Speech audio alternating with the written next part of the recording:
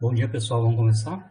Então, a aula de hoje a gente vai continuar resolvendo um dos potenciais mais simples, né, da aula passada, que foi o potencial degrau, né? Então, a gente já resolveu completamente a questão da partícula livre, em detalhes, na aula passada.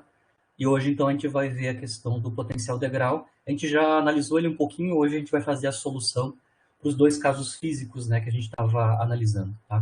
Se acontecer alguma coisa, me falem pela voz. Certo? O que é o potencial degrau? Então, a energia potencial, o gráfico da energia potencial tem esta forma, né? O potencial é nulo na região 1, ou seja, a esquerda da origem, e uma constante valendo o zero à direita da origem. Tá? Então, nós temos duas regiões físicas, né? Só para resumir, é o que a gente já viu na aula passada, né? Na região 1, como a energia potencial é nula, né, a gente sabe que a solução é a solução de onda plana, né, aquela solução geral que envolve uma onda plana andando para a direita, né, onde o sinal aqui do número de onda é mais K1, e uma onda plana andando para a esquerda, né, se movimentando para a esquerda, onde o sinal é menos K1. Lembrando que K1 é o número de onda na região onde a energia potencial é nula, né, que é diretamente proporcional, o K1 quadrado é diretamente proporcional à energia mecânica do sistema, certo? A onda andando para a direita, né, a onda plana andando para a direita, se movimentando para a direita, vai ser interpretada como uma onda incidente, né, representando a partícula, e a onda andando para a esquerda, a onda plana andando para a esquerda, né, vai ser interpretada como uma onda refletida quando a onda incidente chega na interface, né, ou no lugar, no X, onde eu tenho descontinuidade da função energia potencial. Né. No caso da região 2, o potencial não é zero, ele é uma constante, né, U0, e aí a gente vai ter um novo número de onda nessa região. Né. Nessa região, então, um novo número de onda, que a gente obtém a partir da equação de Schrödinger independente do tempo, né, esse novo número de onda, que é o K2, né, K2 quadrado, ele depende, então, da diferença entre a energia mecânica e o valor da energia potencial, e a solução da equação diferencial que a gente vai ter que resolver é desta aqui, né, onde o K, o número de onda, é o número de onda K2. O K2, então, depende do K2 quadrado, né? Depende da diferença entre a energia mecânica e o valor da energia potencial constante na região 2. Como eu estava comentando com vocês, a gente tem duas possibilidades físicas, né? Onde a energia mecânica é maior que o potencial U0, que seria o análogo clássico, né? Onde eu não tenho problemas de não permissão de regiões espaciais para a partícula, ou seja, o caso físico onde a energia mecânica é maior que o zero, são os casos onde em mecânica clássica a partícula está livre e ela só muda de velocidade quando ela passa, né, de uma região para outra, da região 1 para a região 2. E a gente vai analisar o caso proibido classicamente, onde a energia mecânica é menor que a energia potencial. Ela é proibida classicamente porque se a energia mecânica é menor que a energia potencial, a energia cinética é negativa, né? Não é positiva definida nesse caso. Então, vou começar com o primeiro caso, que é o caso com analogia clássica, que é onde a energia mecânica é maior que a energia potencial, o zero. Né? Que é este caso aqui, né? Aqui eu tenho a energia mecânica, claro, a gente está assumindo que ela é conservada, para esse sistema conservativo, e ela é maior que os valores das energias potenciais à esquerda e à direita da origem. Né? Vocês conseguem ver o que acontece com o momento ou com a velocidade da partícula, né? Aqui é a mesma coisa que acontece no caso clássico, né? Há apenas uma mudança da energia cinética, então do momento ou da velocidade, da partícula quando ela transita de uma região para outra, né? Então eu tenho uma diminuição da energia cinética, porque a energia cinética é a diferença entre a E e a U, né? Entre a energia mecânica e a energia potencial. Então, neste caso físico, de E maior que o zero, o número de onda quadrado, K2, né, que é o número de onda associado à região 2, é positivo definido. Com isso, a equação característica, né, associada à equação diferencial, que eu vou resolver, se o K2 quadrado é positivo, significa que as raízes da equação característica vão ser distintas e imaginárias, valendo mais ou menos I K2. Né? Então, na região 2, se isso acontece, né, se o K2 quadrado é positivo definido, temos duas raízes complexas, né, imaginárias puras para a equação característica na região 2. E aí a solução completa na região 2 é a superposição das soluções, né, usando as raízes da equação característica, mais IK2 e menos IK2. Neste caso aqui, a função de onda na região 2, a parte espacial, né, de novo é uma superposição de ondas planas, né? Uma onda plana se deslocando para a direita, com um número de onda K2, ou seja, um momento P2, né? E uma onda plana vindo da direita para a esquerda, né? Com o número de onda menos K2, ou momento menos P2, né? Onde C e D são os novos coeficientes a determinar, como A e B, né, são os coeficientes a determinar na região 1, para a função de onda na região 1. Bom, nós sabemos aqui que nós vamos assumir que a onda incidente está vindo da esquerda para a direita, ou seja, vem do menos infinito para a direção x positiva, né? Então, esta solução aqui na região 2, que representa uma onda plana vindo da esquerda, ou seja, do menos infinito, em direção à origem, né, a gente vai desconsiderar ela como solução física, né? No nosso caso físico, eu tenho uma partícula vindo da esquerda para a direita que vai entrar na região de descontinuidade da energia potencial. Então, aqui a gente vai desconsiderar essa segunda solução aqui das duas soluções possíveis na região 2, né? Nós vamos assumir que a única solução física pertinente é onde a onda plana, né, vai se deslocar para a direita com o número de onda K2. Isso significa, do ponto de vista matemático, né, é que nós vamos considerar, então, tomar, né, o coeficiente D como sendo zero para desconsiderar a onda plana vindo da esquerda, da direita para a esquerda, do mais infinito para a origem, né? Certo? Com isso, nós temos três coeficientes a determinar. Então, a solução que a gente vai utilizar para a região 2 é uma constante C, né? E a exponencial complexa mais K2, né? Onda plana andando para a direita, né? Vindo da direita e passando para a nova região 2, né? Vocês conseguem ver que nós agora temos três coeficientes a determinar, né? Nós temos os A e B, que são os coeficientes associados à função φ1,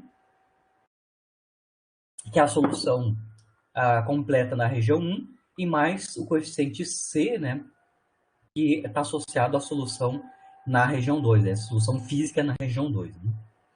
Bom, como é que a gente determina esses três coeficientes? Né? A gente vai usar a imposição que a função de onda tem que ser contínua em qualquer lugar, mas especificamente a gente tem uma descontinuidade na energia potencial em x igual a zero, ou seja, na origem. Tá? Então a gente vai impor que a função de onda completa φ, tanto numa região quanto na outra, né?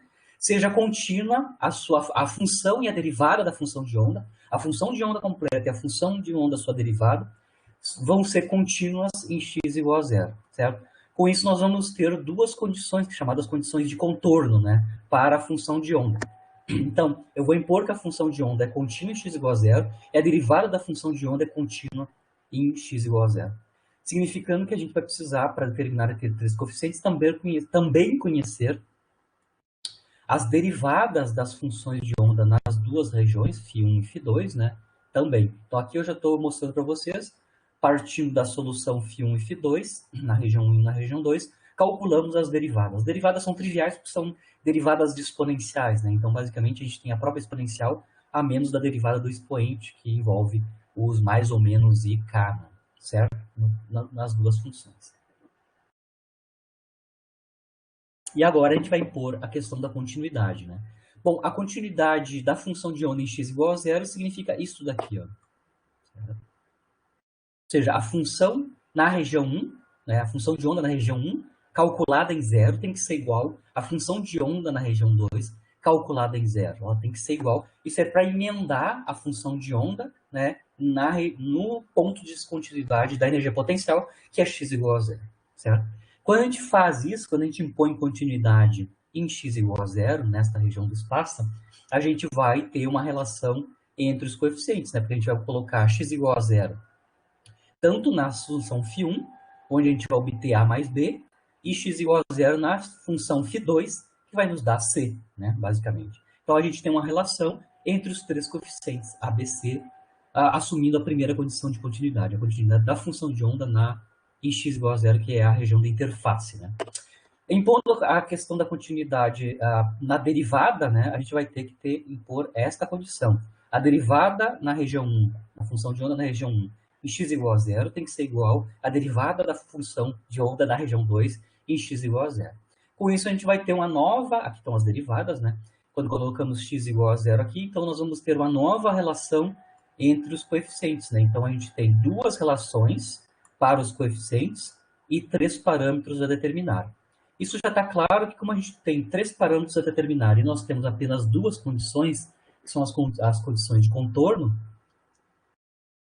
né, na região de descontinuidade da energia potencial, significa que apenas um parâmetro é livre, né? A gente pode sempre escrever dois desses parâmetros em termos de um parâmetro livre, né? Nós temos duas equações, três parâmetros. No caso aqui, eu vou escrever todas as soluções, né, para a função de onda completa e a sua derivada em termos do coeficiente A. Eu vou escolher o A como parâmetro livre e vou escrever o C e o D em termos desse parâmetro A, certo? Então, aqui eu vou manipular essas duas equações que adviram da continuidade da função e da derivada da função na região de interface, né? Da primeira equação, eu consigo ver que B está relacionado com C e A, né? B é C menos A. Substituo isto na segunda equação. Aqui da segunda equação, eu consigo escrever C em termos de A, B e os números de onda K1, K2. Está aqui, né? E da primeira equação, eu consigo escrever o B, né, em termos de C e A. Aqui. Com isso, eu consigo obter, então, a relação entre o coeficiente C e o coeficiente A, inicialmente. Né? Aqui, eu consigo mostrar que C sobre A, basicamente, é uma combinação, pode ser escrito como uma função dos dois números de onda. Né? O número de onda na região 1, K1, e o número de onda na região 2, K2. Certo? Esta equação aqui, que vem da primeira equação de continuidade, se eu já sei quanto é que é a relação entre C e A, né? Se eu dividir esta equação por A, eu vou ter B sobre A igual a C sobre A menos 1. Então, isso significa que eu consigo escrever B sobre A em termos de C sobre A, que eu acabei de calcular em termos dos coeficientes. Então, como eu estava mostrando para vocês, né, B sobre A, né, essa equação aqui é C sobre A menos 1, como a gente já sabe quanto é que é C sobre A em termos dos Ks, né, escrevemos explicitamente, nós obtemos, então, tanto C sobre A quanto B sobre A, a razão desses coeficientes, né, em termos dos números de onda. Como eu estava comentando com vocês, então eu vou escrever os coeficientes C e B em termos do coeficiente A e dos números de onda K1, K2, certo? Especificamente, eu já estou escrevendo aqui as razões B sobre A e C sobre A, porque eles vão aparecer no cálculo dos coeficientes de transmissão e reflexão, que é o que a gente vai fazer imediatamente. Mas está claro aqui que, como eu tenho duas equações, a equação as equações, né, de contorno me dão duas equações que vinculam os três parâmetros, e nós temos três parâmetros a determinar, significando que apenas um é independente, os outros dois são escritos em termos dele. E eu fiz a escolha do parâmetro A como ser um parâmetro independente e escrevo C e B em termos de A e, claro, em termos dos números de onda. Certo? Bom, agora eu vou calcular os coeficientes de transmissão e reflexão. Né? Lembrando que a gente tem, quando a partícula incide da esquerda para a direita, né? Quando ela está incidindo, ela está representada por uma onda plana, né? Incidente. Depois, quando ela chega, claro, essa onda plana chega na região de interface, uma parte é transmitida e uma parte é refletida. Né? A onda refletida, a gente já sabe o sinal, né, da onda plana ali na solução geral na região 1. Né? Então, quando a onda plana representando a partícula atinge aquela região da descontinuidade da energia potencial U, a função de onda então se separa, né, numa parte que é refletida e uma parte que é transmitida, e a gente pode calcular os coeficientes, né, de reflexão e transmissão associadas. Né?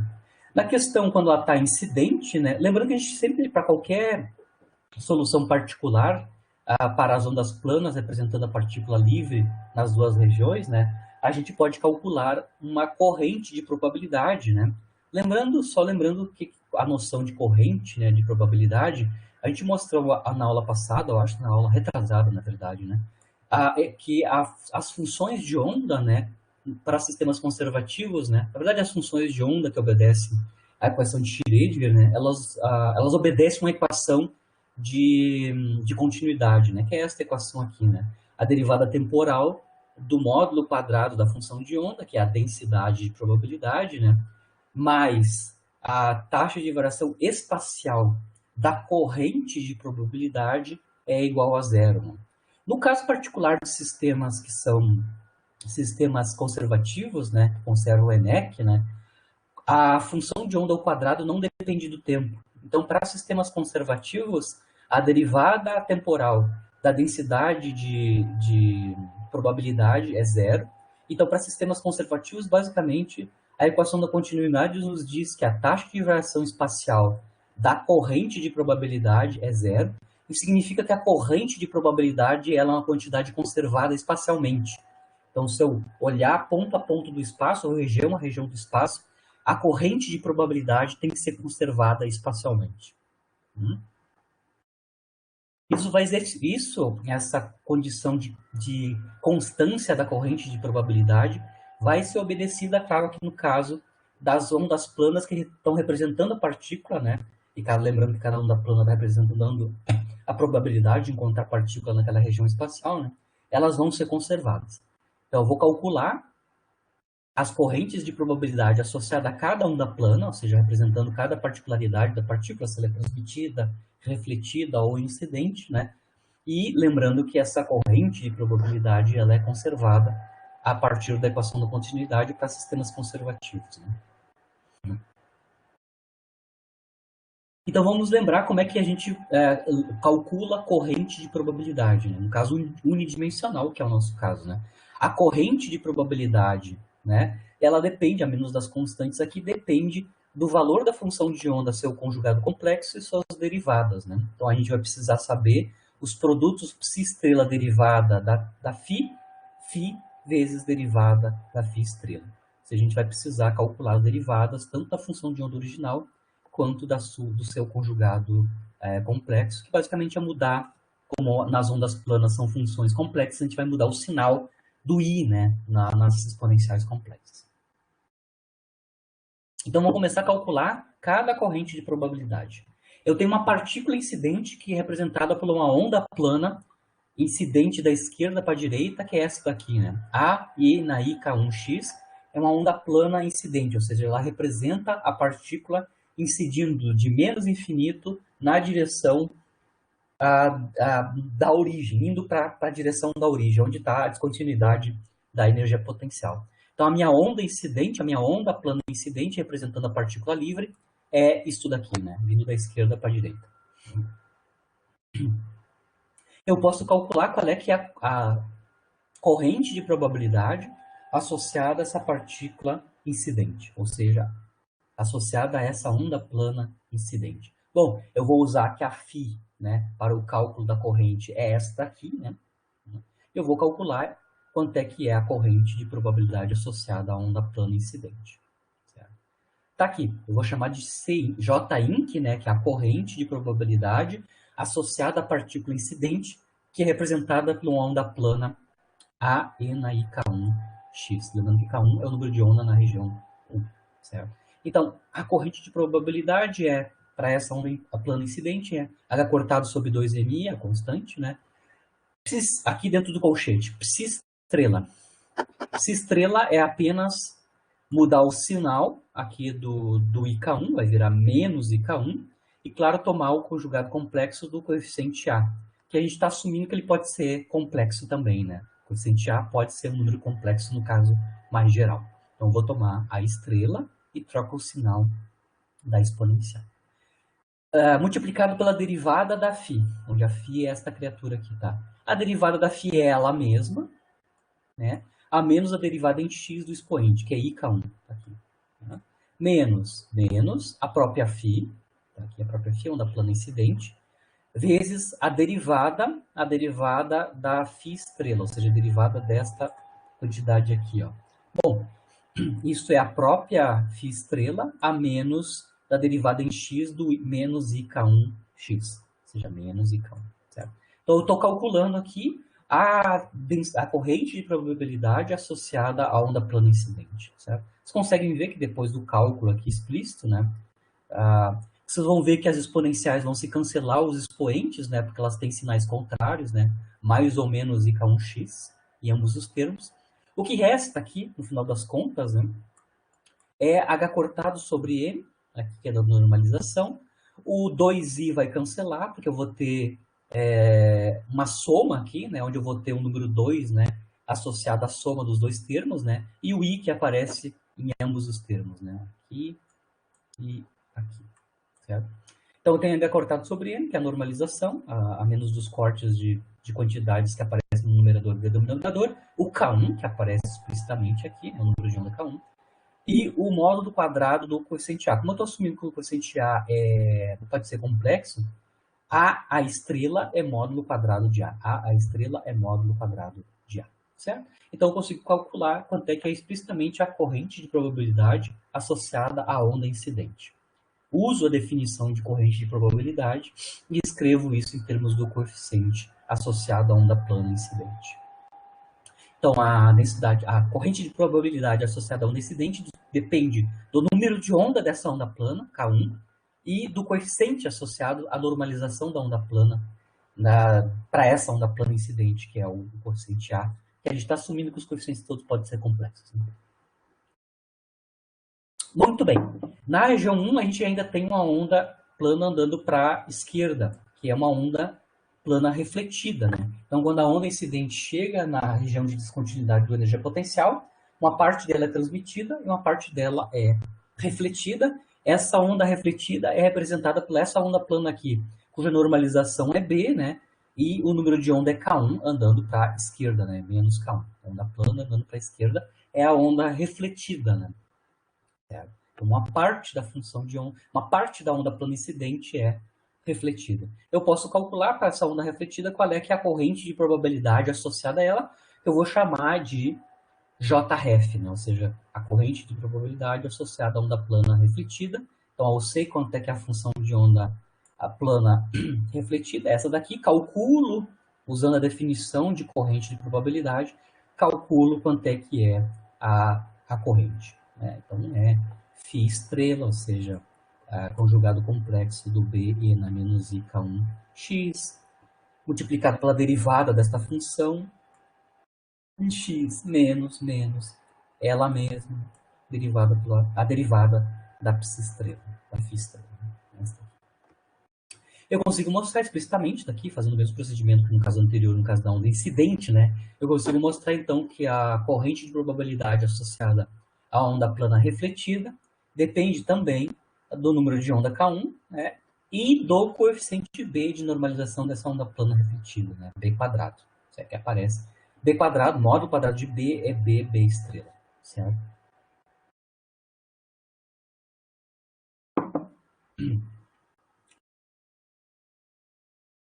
E, finalmente, né, uma parte, como eu estava comentando, uma parte é refletida, uma parte é transmitida. Né? Eu vou calcular, então, qual é que é a corrente de probabilidade associada à onda transmitida através da região de descontinuidade, ou seja, através da região 2. A solução na região 2 é uma onda plana andando para a direita com o número de onda K2. Então, a gente já sabe quem é a onda plana transmitida na região 2. Né? É essa onda plana cuja normalização é C e número de onda é K2.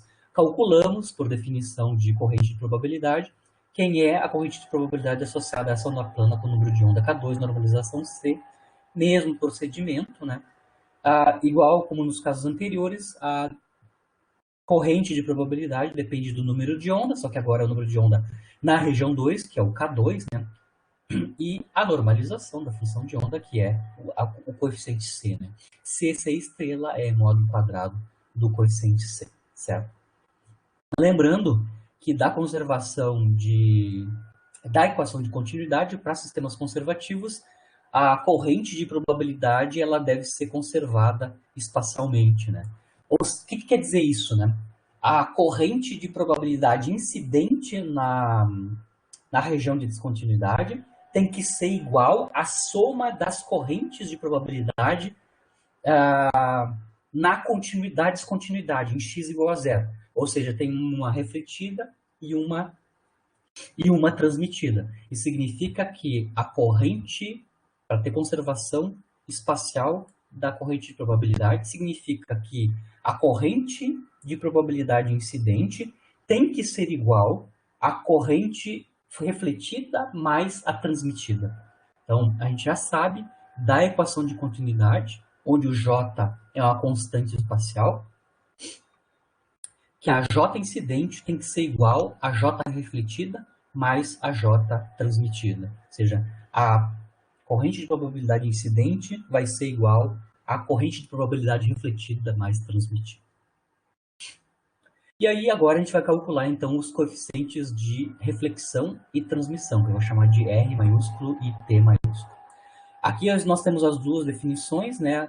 O coeficiente de reflexão é definido como o módulo da razão da corrente de probabilidade de reflexão com a corrente de probabilidade associada à onda incidente. Então, é a corrente de probabilidade associada à onda refletida dividido pela corrente de probabilidade associada à onda incidente, módulo, né, desta quantidade. Lembrando que essa razão é um número complexo, porque os coeficientes são números complexos, né? A mesma coisa para o coeficiente de transmissão, ele é definido como a razão da corrente de probabilidade de transmissão dividido pelo incidente módulo, certo? Essas quantidades, claro, são adimensionais. Né? É uma razão de correntes de probabilidade. Lembrando da aula retrasada aqui, correntes de probabilidade são fluxos de probabilidade, né? São probabilidades por unidade de área por unidade de tempo. Né? É a definição de corrente, né? Em analogia com fluidos, né?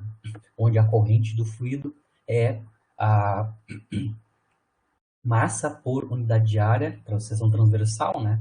Que essa massa está passando por unidade de tempo. Aqui no caso das funções de onda, a densidade é uma densidade de probabilidade, então é probabilidade que passa por uma região transversal do espaço por unidade de tempo. Certo? Bom, como nós calculamos as três correntes, né, agora a gente pode calcular explicitamente os coeficientes. Vamos começar com o coeficiente de reflexão.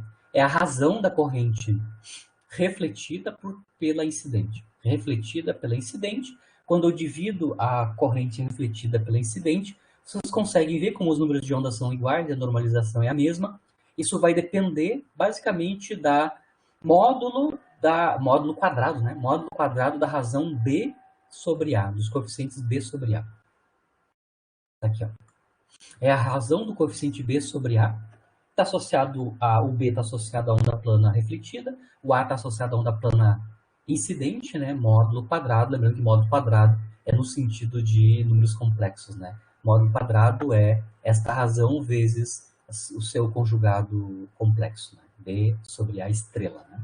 Muito bem, B sobre A, nós já calculamos. Nós calculamos a partir das equações, das condições de continuidade, né? Da função de onda, né? B sobre A está aqui, ó. B sobre A, ele é escrito em termos dos números de onda K1 e K2, está aqui, ó. A gente já sabe quanto é que é B sobre A. B sobre A, aqui neste caso, é um número real, né? Porque os números de onda são reais. Então, B sobre A módulo quadrado, basicamente é o quadrado desta razão aqui. Aqui, é o quadrado das razões, das diferenças e somas dos números de ondas K1 e K2, certo? O coeficiente de transmissão é a diferença, a razão entre a corrente transmitida e a incidente. Então, novamente, vai ser módulo quadrado da razão dos coeficientes C sobre A. Nota aqui, ó. C sobre A. A menos, claro, tem um problema aqui, na verdade é uma diferença, né? Que os números de onda para corrente transmitida e da incidente são distintos, né? Na corrente transmitida é K2, na corrente incidente é K1. Então, além da razão dos coeficientes C sobre A, ainda temos uma razão dos números de ondas distintos, né? K2, K1. Então, o coeficiente de transmissão, basicamente, é o módulo quadrado da razão C sobre A menos da razão de K2 sobre 1, porque as correntes têm números de ondas diferentes, né, nas normalizações. K2, K1. Bom, o coeficiente C sobre A é real, nós calculamos da condição de continuidade. Ó. C sobre A é escrito em termos dos coeficientes, né? Em termos dos números de onda. K1, K2 também. Né? 2K1 dividido pela soma, né, dos números de onda. Então é K2 sobre K1 e o quadrado da expressão C sobre A em termos dos números de onda. Certo? Dá para simplificar o que dá para simplificar, né? E aqui está tanto o coeficiente de reflexão quanto o coeficiente de transmissão, ambos são escritos em termos basicamente dos números de onda na região 1 e na região 2, que são os números de onda K1 e K2. Vocês conseguem ver que eles são explicitamente dados.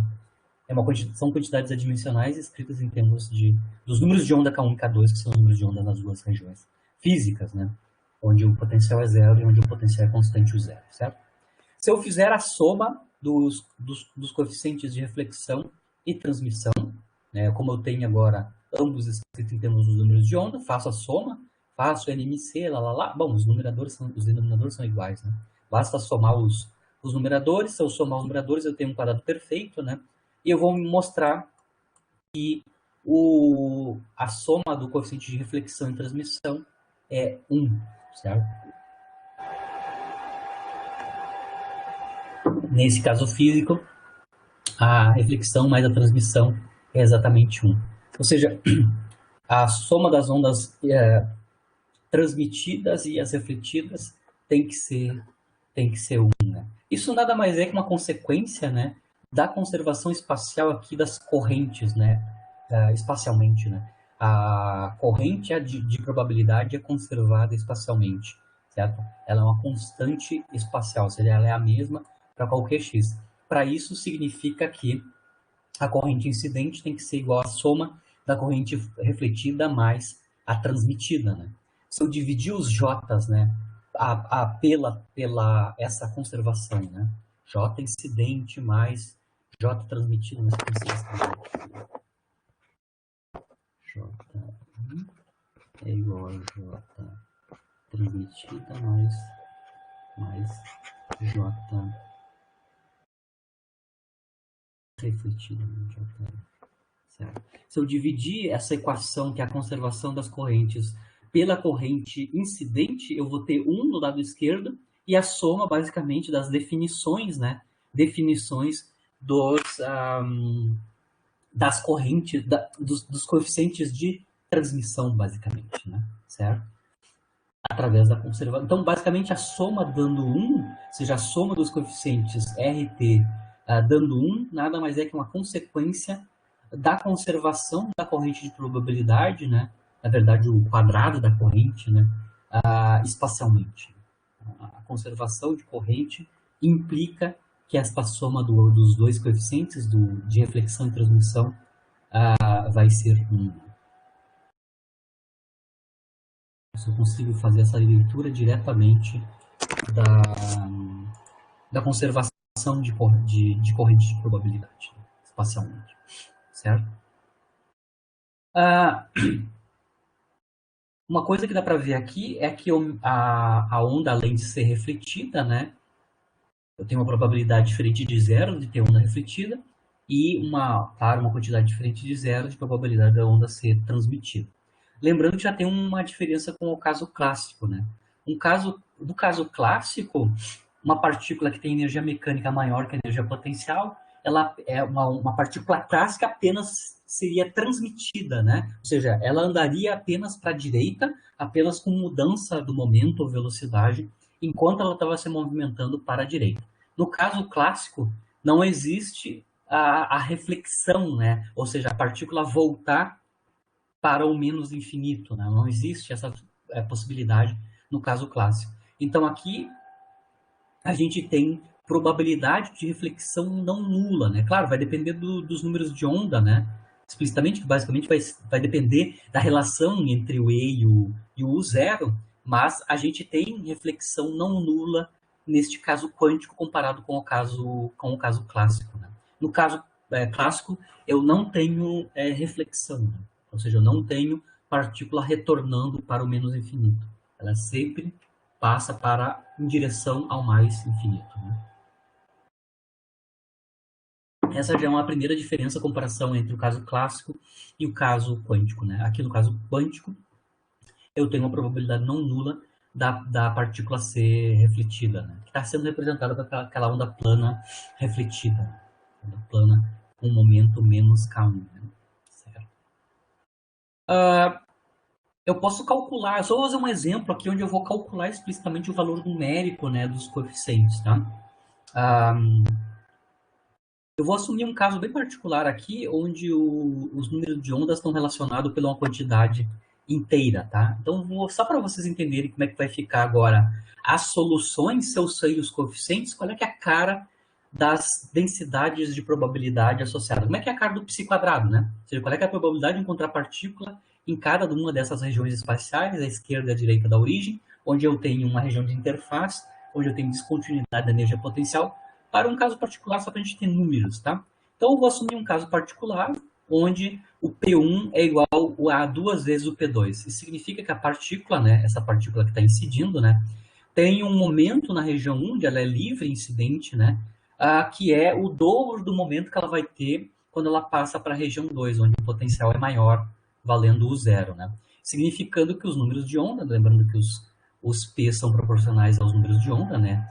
P igual a H cortado K, né? Em quântica, né? Significa que o número de onda K1 é o dobro do número de onda K2, na região 2. Né? Então, esse é um caso numérico só para a gente ter uma proporcionalidade, né, claro, entre os números de onda. Se isso é verdade, se eu sei a proporcionalidade entre os números de onda, eu posso calcular explicitamente os coeficientes, né? B sobre A, lembrando que o B sobre A, coeficiente B sobre A, né? O B sobre A é basicamente a relação, tem uma relação entre os coeficientes, né? K1 menos K2 sobre K1 mais K2, é a diferença dos números de onda dividido pela soma dos números de ondas, né? Então, se o K1 é o dobro do K2, especificamente nesse caso, o coeficiente B sobre A, né, vai dar 1/3, explicitamente, né? E o coeficiente C sobre A, né, C sobre A, não é B sobre A, é C sobre A, né? C sobre A a gente já calculou também em termos dos números de onda, né? Ó, C sobre A é 2K1 sobre a soma, né? Colocando, claro, K1 igual a 2K2, né? O dobro de K2. A gente vai ter 4/3. Né? Então, aqui eu só estou calculando explicitamente quanto é que é a razão dos coeficientes, né? B sobre A e C sobre A. Explicitamente, se eu sei a proporcionalidade entre os números de onda, né? Aqui eu estou fazendo um exemplo simples, onde o número de onda K1 é o dobro do número de onda K2. Né? Tá? De novo, dá para ver numericamente que sempre você vai ser satisfeito, né? Que a soma, né, dos coeficientes de transmissão e reflexão, lembrando que o B sobre A e o C sobre A vão entrar na conta aqui, né, dos coeficientes de reflexão. Né? Dá para ver que a soma dos coeficientes vai dar 1 também. Né? Mas o importante aqui para mim é a gente ter uma estimativa, né, correta de qual é que é o valor entre a razão dos coeficientes B e C relativo a A. Certo? Eu lembrando para vocês que sempre um dos parâmetros vai ser livre, né? Um dos coeficientes vai ser livre. No nosso caso é o A, né? E os outros dois, o B e C, vão ser escritos em termos dele. Certo? Muito bem. Então, o que eu vou fazer agora, para esse caso particular, onde eu sei a relação entre os números de onda, eu vou calcular a função de onda ao quadrado, π quadrado nas duas regiões. Lembrando que no nosso caso, agora como eu sei quanto é que é B e C, escrito em termos de A, né, em termos de A, eu vou escrever a função de onda completa, tanto na região 1 quanto na região 2. Na região 1, lembrando aqui, são ondas planas, né, ambas com o número de onda K1, só troca sinal, é a onda incidente e a onda refletida.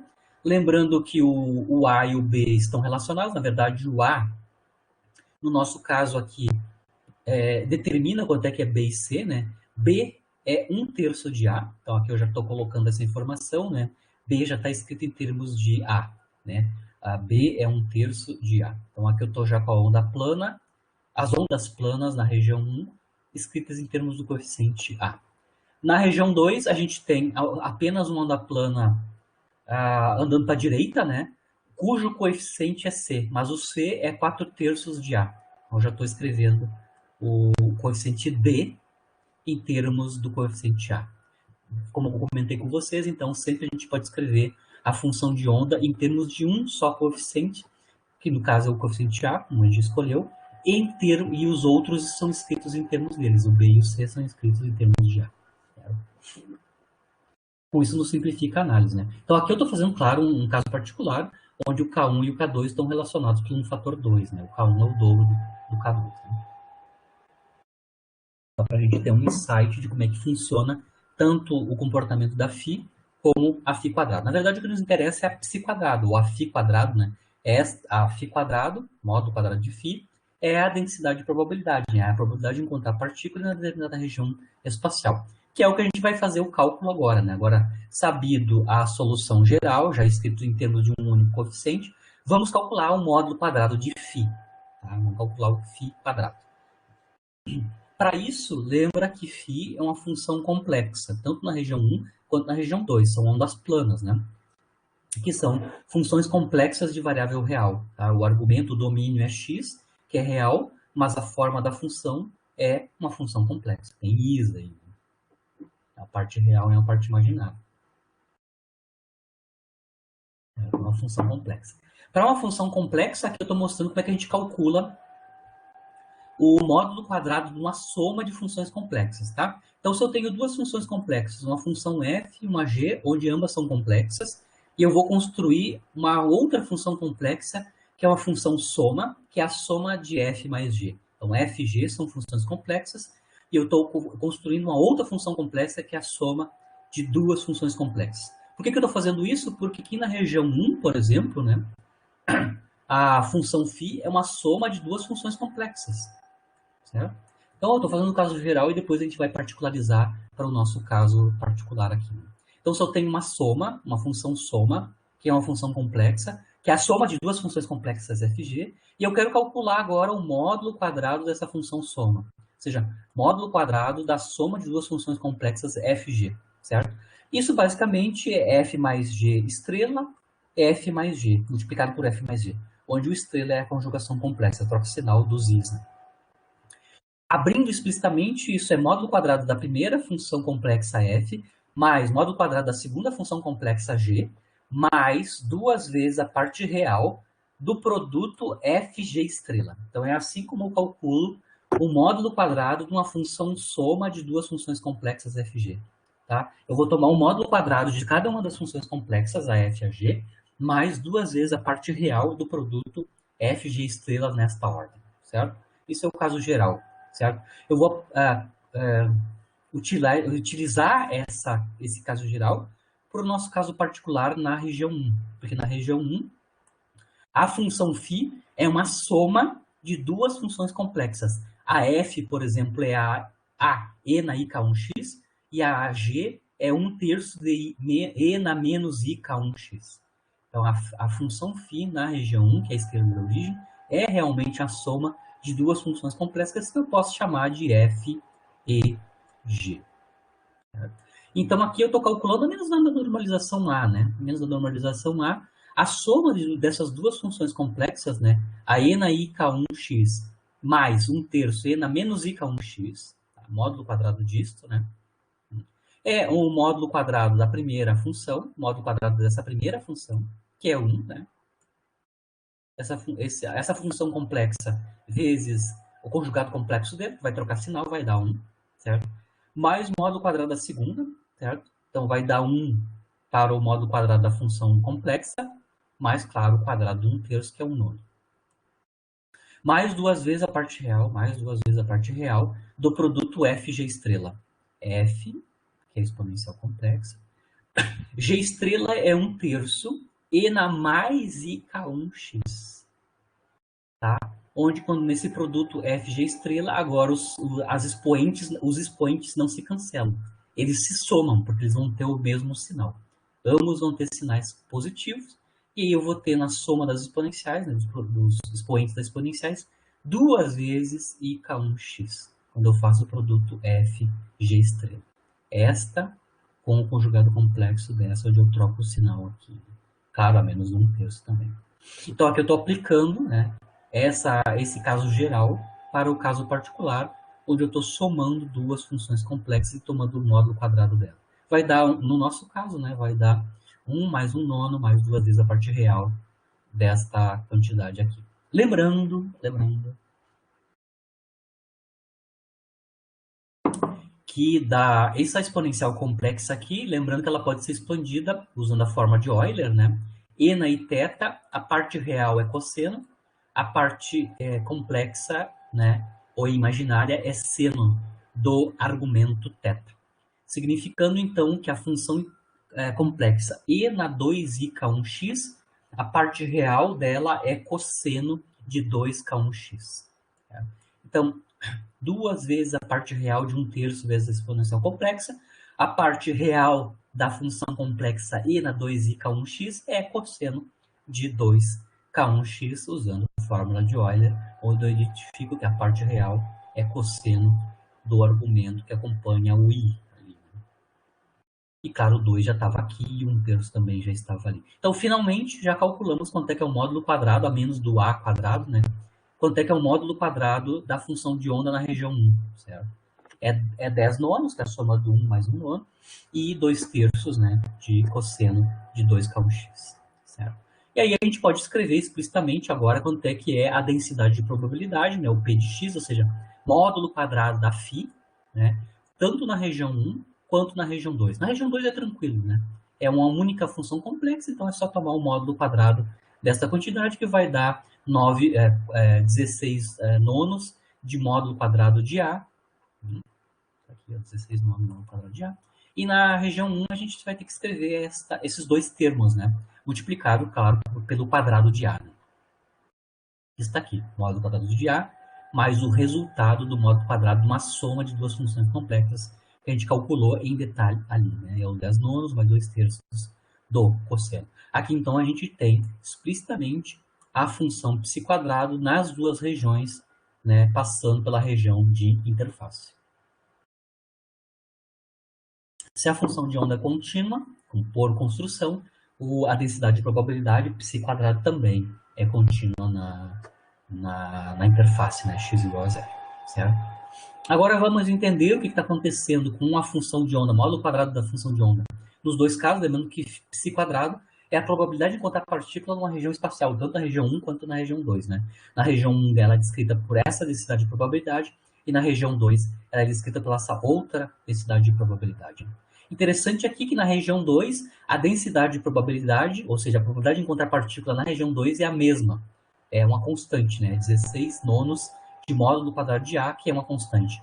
Então, a psi quadrado, ou a densidade de probabilidade, na região 2, que é a direita da origem, né, é basicamente uma constante. Né? Na região 1, é dependente de x, né? E dependente de x na forma de uma função periódica, né, cossenoidal. Na região 1, então, a gente tem uma dependência cossenoidal, ou seja, uma dependência periódica em x. Então, a probabilidade de encontrar partícula na região 1, certo? Ela é variável, ou seja, ela é cossenoidal em x devido ao resultado da interferência daquelas duas ondas, né? Porque na região 1, a gente tem interferência da onda incidente com a onda refletida, né? A interferência entre essas duas ondas vai fazer com que a psi quadrado, né, seja uma função dependente de x na forma de uma função periódica, né? Cosseno de 2k1x. Outra coisa importante, além de ser periódica em x, ela nunca vai ser zero, certo? Porque mesmo quando o cosseno for negativo, ou seja, cosseno de 2k1x for negativo, nunca a gente, como o 10 nonos é maior que 2/3, né? A gente nunca vai ter valor zero para a módulo quadrado de psi na região 1. Então, além dela ser oscilante, eu sempre vou ter probabilidade, densidade de probabilidade não nula na região 1. Eu não tenho zeros da densidade de probabilidade na região 1. Ela é variável, varia periodicamente, né? E nunca é não nula. Né?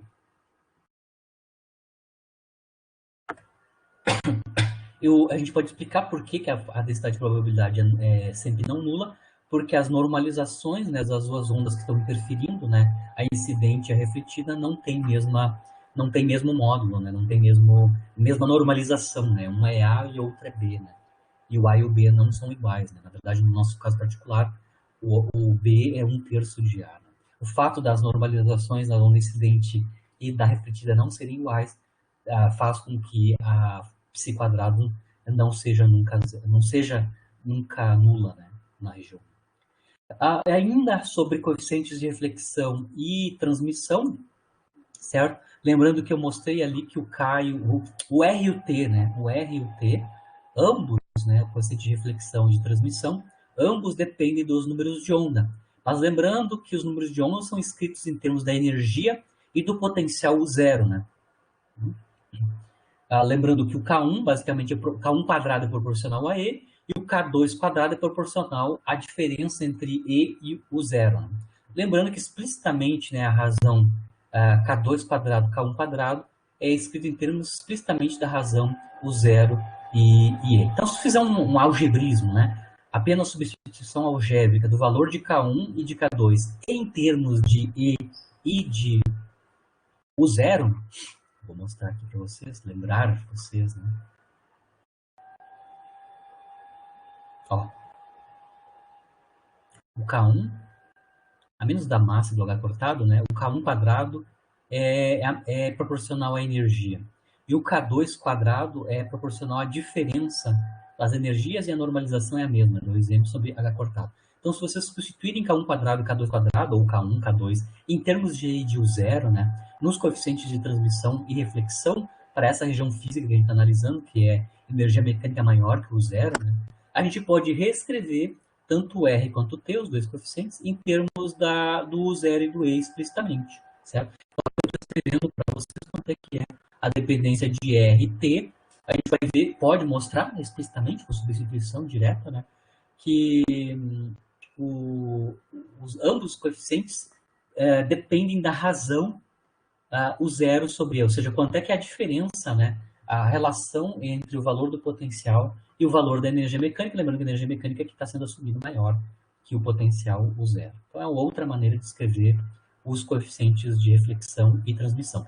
Aqui eu estou mostrando explicitamente o gráfico da densidade de probabilidade, né, o φ quadrado, né, nas duas regiões. Aqui está a origem, né, x igual a zero. Então, aqui no eixo horizontal a gente tem posição x, né, em termos da densidade de probabilidade, então módulo quadrado de φ, nas duas regiões em termos de x. Como eu estava mostrando para vocês, né, na região 1, a gente tem uma função periódica que nunca é zero, né? Então aqui eu estou mostrando a função periódica. O valor mínimo, né? O valor mínimo possível é 4/9 de A quadrado, certo? Quando é que isso acontece? Acontece quando o cosseno é menos 1, né? Então a gente tem 10/9 menos 2/3, que dá 4/9, né? 4/9 de módulo quadrado de A. Tá? É o valor mínimo possível da densidade de probabilidade na região 1 e periódica, né? E eu mostrei para vocês por que é periódica, é o resultado da interferência da onda incidente com a onda refletida, né? E nunca diferente de... nunca nula, né? Nunca nula, o valor mínimo é sempre não nulo, né? 4/9 módulo quadrado de A.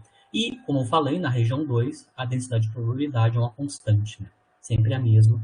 No nosso caso, 16/9 módulo quadrado de A, né? No caso particular. Lembrando que aqui eu estou fazendo a minha continha onde o K1 é o dobro do K2, né? Que é um caso particular. Então, aqui é o módulo, aqui é o gráfico da densidade de probabilidade como função de x nas duas regiões. São bem diferentes os comportamentos das densidades de probabilidade, ou seja, a probabilidade de encontrar partícula, né, na região 1 e na região 2, em termos de x.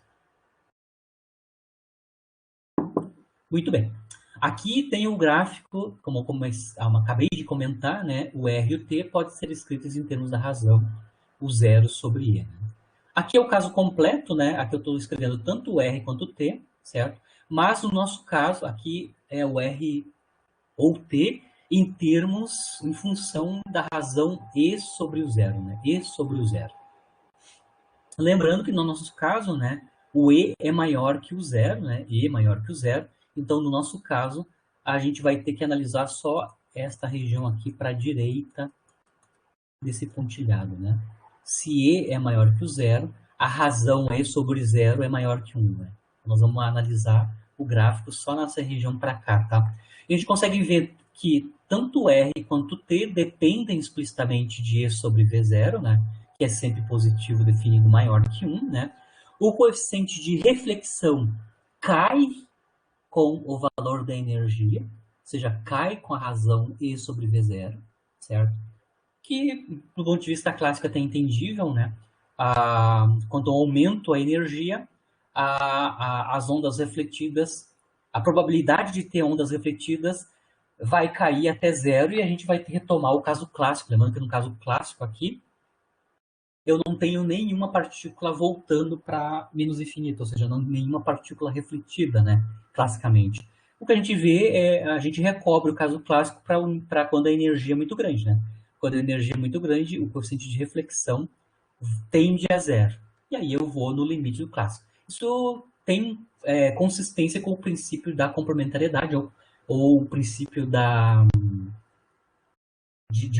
o princípio de Bohr, né, relativo ao limite clássico, né, dos resultados quânticos, né. Então aqui no caso do limite onde a energia vai para infinito, ou é muito grande, a gente recobre o caso clássico onde eu não tenho nenhuma partícula refletida.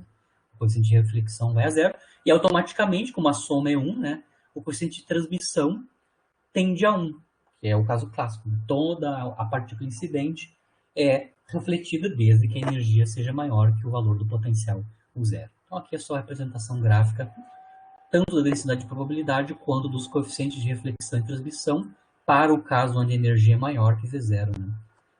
Ambos limites de RT vão para o limite clássico, né? Nenhuma partícula refletida, todas transmitidas.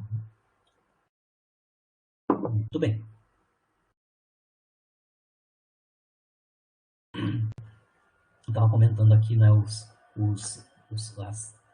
limites clássicos, né, os limites clássicos são recobertos, que é o que a gente esperaria do princípio de correspondência, né, do Bohr, certo? Ou seja, no limite onde a física clássica deve ser válida, os resultados quânticos têm que ter o limite correto, que é o que a gente mostrou aqui, dá para ver claramente a questão da dependência na energia dos coeficientes de transmissão e reflexão. A gente recobre os limites clássicos quando a gente tem energia muito grande comparada com o zero, claro, né? Certo? Esse tipo de fenômeno, né, apesar que classicamente quando eu estou falando de partícula, né, o limite clássico é recoberto, mas esse tipo de fenômeno onde eu tenho onda incidente e depois refletida e transmitida numa interface, isso em ótica, né, ocorre esse tipo de fenômeno, né? Uma onda incidente é refletida e uma parte é transmitida, tá? Na ótica clássica, ondulatória clássica, esse tipo de fenômeno ocorre, né? Quando a gente tem uma interface, no caso da interface, é uma interface onde a gente tem a refração da luz, por exemplo, onda luminosa, né? Numa interface entre dois meios, né? Onde os coeficientes de reflexão são distintos, né? Explicitamente, né? Lembrando que quando a onda luminosa chega na interface, a intensidade, o I, né, a intensidade da luz incidente deve ser a soma da intensidade da luz refletida com a luz transmitida. Né? No caso da física quântica, isso está associado com aquela conservação espacial da corrente de probabilidade. Né? O J, a corrente de probabilidade, ela é uma constante relativa à posição. Né? Ela é uma função que é uma constante em x, né? Explicitamente. Tá? A corrente, né? A corrente de probabilidade. Certo? Acabou de mostrar ali, né? Que a J incidente tem que ser igual à soma da J refletida mais a J transmitida. Agora a gente já fez todo o resultado para o limite do caso particular onde a energia é maior que o zero, ou seja, onde eu tenho análogo clássico, né? Onde a energia mecânica é maior que a potencial, não tem problema nenhum. Todas as regiões, tanto a região 1 quanto a região 2, são permitidas classicamente, né? E agora a gente vai analisar o caso onde a gente não tem analogia clássica, que é o caso onde a energia mecânica do sistema, da partícula incidente, é menor que o zero, certo? Neste caso aqui, a região 2 é proibida classicamente, né? Porque na região 2, se a E é menor que o zero, a gente teria classicamente energia cinética negativa, ou seja, uma região proibida classicamente. Então a gente vai analisar agora o caso onde a gente não tem analogia clássica. A gente tem, no caso quântico, onde uma região, que é a região 2, onde ela é proibida classicamente. Né? Então, no caso, se a E é menor que o zero, que é este caso aqui, ó, que é da energia mecânica, é menor que a energia potencial do zero, né? Na região 2, classicamente, a energia cinética, que é a diferença entre E e V, né, é negativo. Então, a região 2 seria proibida classicamente. Vamos calcular o que é que acontece quanto à solução quântica, né? A gente vai mostrar que existe coeficiente de transmissão numa região que é classicamente proibida. Basicamente, esse é o resultado quântico aqui, a partir da equação de Schrödinger, a solução da equação de Schrödinger na região 2, né? Vamos lá. Então, vamos refazer todo o procedimento que a gente fez no caso anterior para este caso onde a E é menor que o zero, certo? Então, o K1, o K2 quadrado, que é o quadrado do número de onda na região 2, né? A gente mostrou é a diferença entre E e o zero. Só que aqui o E menos o zero é negativo. Ou seja, o K2 quadrado é negativo, significando que a equação diferencial que eu vou ter que resolver, a equação diferencial de Schrödinger, independente do tempo que eu vou ter que resolver, é diferente do caso anterior, né? O K2 quadrado agora é negativo, significando que as raízes da equação característica associada a essa equação diferencial de segunda ordem homogênea com coeficientes constantes que eu vou ter que resolver para obter a função φ, né? É diferente. Ou seja, as raízes da equação característica agora vão ser reais, distintas e reais. No caso anterior, eram distintas e complexas. Agora elas vão ser distintas e reais. Então, as raízes da equação característica agora são diferentes, elas não são mais complexas, elas vão ser reais e elas vão valer, os números de onda positivo definido vai valer K'2. Então, K'2 é o número de onda na região 2, que é positivo definido, né? E as soluções da equação característica agora são reais. Vale mais ou menos K2', tá? Mais ou menos K2'. Então, sabendo as novas raízes da equação característica, da equação de Schrödinger, independente do tempo que eu vou ter que resolver, reescrevemos, então, a solução na região 2. Agora, ao invés de eu ter mais ou menos IK2, eu vou ter mais ou menos K2', onde K2' é o número de onda novo, né? Na região 2, onde, claro, K2' tem que ser número de onda, né? Positivo definido. Ou seja, eu troquei a ordem aqui, né? O zero menos E, que é positivo definido. Então, agora, ao invés de eu ter umas superposições de ondas planas na região 2, eu vou ter uma soma, uma superposição de exponenciais reais, né? Uma crescente e uma decrescente em x, certo? Lembrando que uma das condições para uma função de onda tem que obedecer, né? Ela tem que ser uma função de módulo quadrado integrável, né? O que é uma função de módulo quadrado integrável, né? Quando eu integrar o φ quadrado associado à função de onda, eu tenho que obter um resultado positivo definido, ou seja, menor que infinito, né? Quando eu integro π quadrado sobre toda a região espacial. Isso eu tenho um problema aqui, né? Porque eu tenho uma função, aqui na região 2, né, cuja função de onda é descrita pela φ2, né, eu tenho uma divergência dessa função de onda na região 2 quando x vai para mais infinito, certo? Então, esse termo aqui da função de onda, ele tem que ser necessariamente nulo para que eu tenha uma função de onda de quadrado integrável, de módulo quadrado integrável, né? Que é as propriedades que uma função de onda tem que respeitar, né? Para ela descrever corretamente uma partícula física, né? Então, devido à imposição que a função de onda tem que ser uma função de módulo quadrado integrável, o coeficiente C tem que ser nulo para a gente se livrar da exponencial divergente, real, exponencial divergente, em K tendendo a infinito, que é esse primeiro termo aqui da solução na região 2 nova, certo? Com isso, então, o coeficiente C tem que ser identicamente nulo para a gente ter uma função de onda normalizável, né? Ou seja, uma função de módulo quadrado integral. E eu vou ficar só com um coeficiente a determinar na região 2, que é o coeficiente D, né? Então, a solução nova na região 2, onde a energia é maior que o zero, que é uma região classicamente proibida, né? Depende do coeficiente D e de uma exponencial real, né? Decrescente, né? Exponencialmente decrescente em x, cujo número de onda é agora K2'. Né? Então, de novo, novamente, né? Nós temos três coeficientes a determinar, né? Na região 1, a gente vai continuar tendo as duas ondas planas, né? Cujos coeficientes são A e B. E agora a onda solução da região 2 é uma função real, né? Uma função real, cujo coeficiente é D, né? Certo?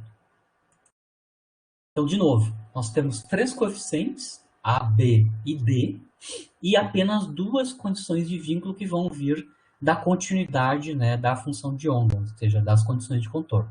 Lembrando que agora, de novo, né, nós vamos precisar as derivadas das funções. Claro que na região 1 a solução é a mesma, né, só a onda incidente e a onda refletida.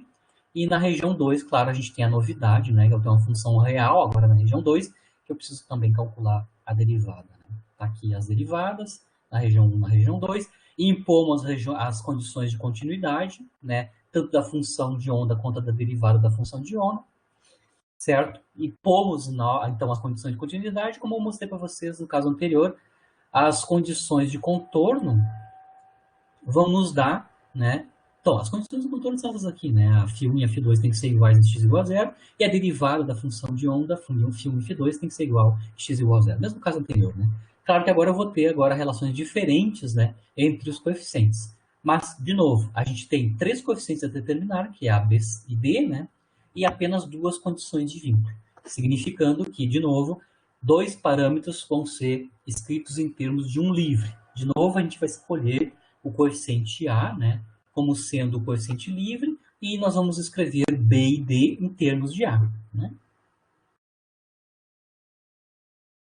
Então, a gente vai fazer o mesmo procedimento que a gente fez no caso anterior, né? Então, a gente combina essas duas equações, por exemplo, a gente vê que o D é igual em ambas, nos lados direitos, né?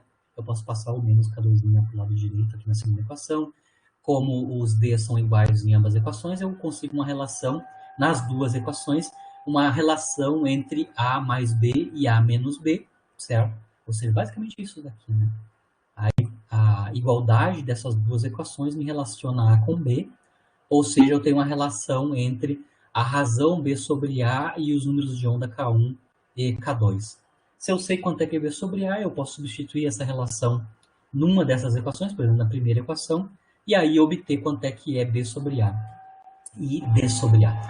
B sobre A explicitamente sai desta equação, né? Quando eu combino, aí faço a igualdade dessas duas equações aqui, porque D é igual em ambos os lados, né? Ou seja, quando eu uso essa equação aqui de relação entre A e B, eu consigo escrever B sobre A em termos dos números de onda. Tá? Então, da relação entre B sobre A, eu consigo escrever a razão B sobre A. Ou seja, dessa equação aqui eu consigo, isolando B sobre A, eu consigo escrever B sobre A em termos dos dois números de onda de novo, tá?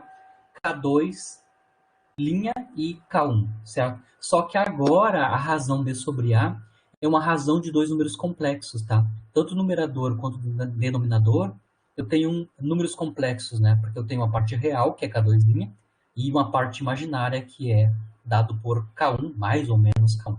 Então aqui já tem uma diferença do caso anterior. A razão entre B e A são uma razão de dois números complexos e não de dois números reais, como no caso anterior. Se eu sei quanto é que é B sobre A, eu sei quanto é que é D sobre A, né? D sobre A é 1 mais D sobre A, né? Usando a primeira equação, dividindo ambos os lados por A, né?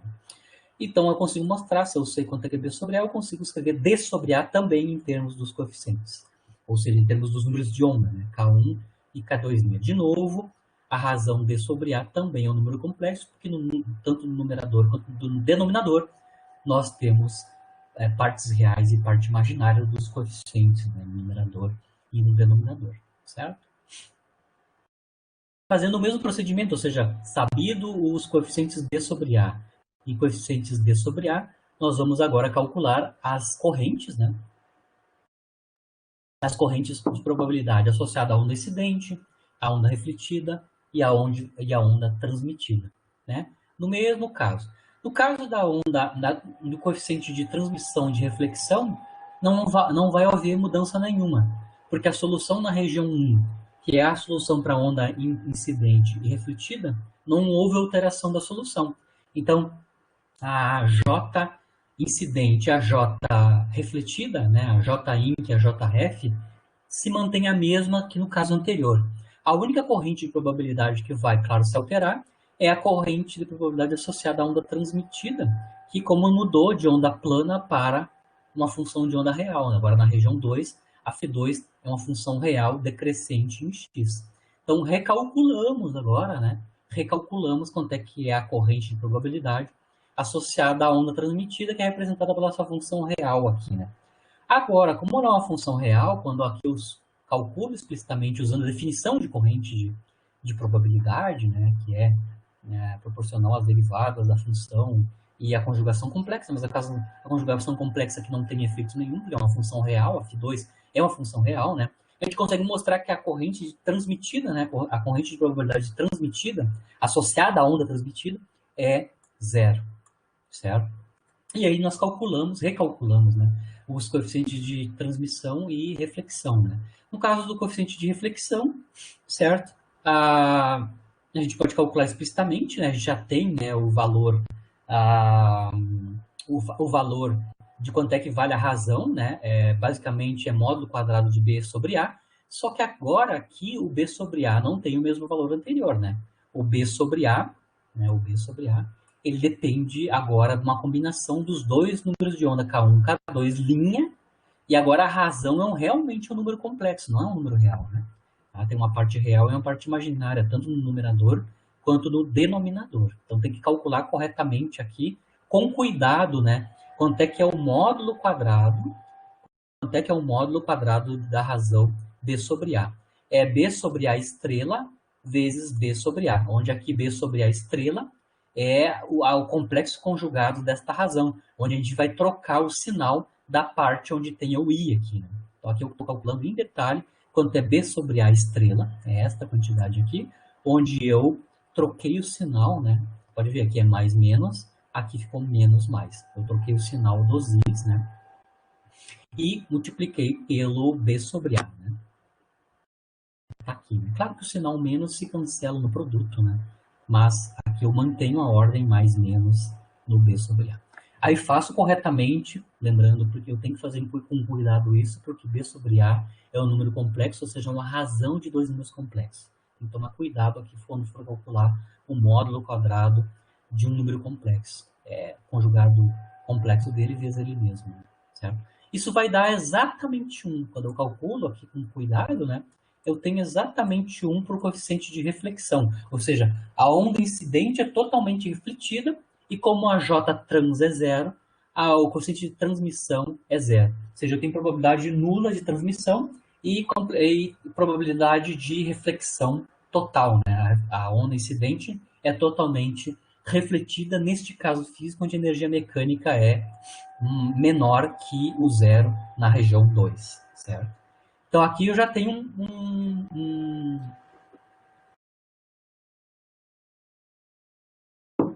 algo muito parecido com o caso clássico, né?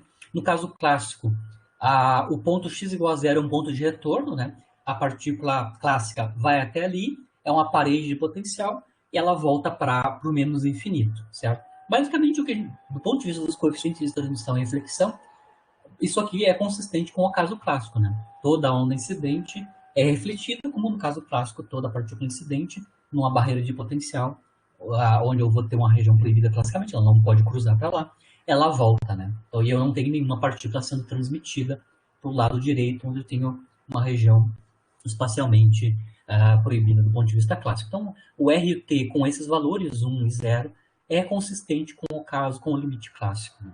Certo?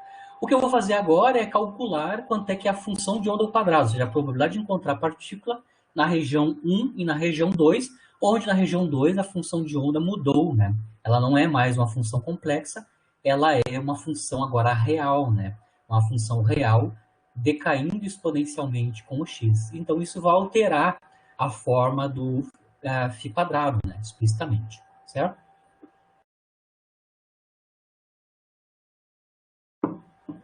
O que eu vou fazer agora, explicitamente, é tentar mostrar para vocês como é que fica o psi quadrado neste caso, onde o e é menor que o zero na região 2, né?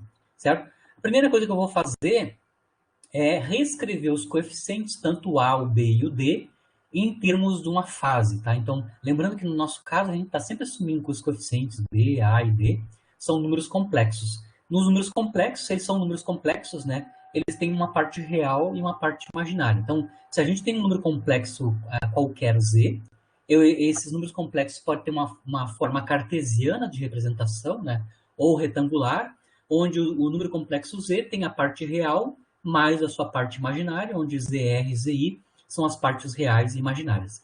Isso é a típica representação cartesiana de um número complexo. Mas existe outra maneira de representar um número complexo Z, que é a chamada forma polar, né? Onde o número complexo Z pode ser escrito em termos do módulo do Z, né? Módulo de Z. O que é um módulo de Z, né? Módulo de Z é a raiz quadrada da soma dos quadrados da parte real e da parte imaginária, né? Do número complexo Z. E na I θ, onde θ é a fase, né? O parâmetro de fase. Como é que eu calculo θ? Θ é basicamente a arctangente da razão entre a parte imaginária pela parte real do número complexo Z. Então, qualquer número complexo pode ser escrito na forma cartesiana ou na forma polar.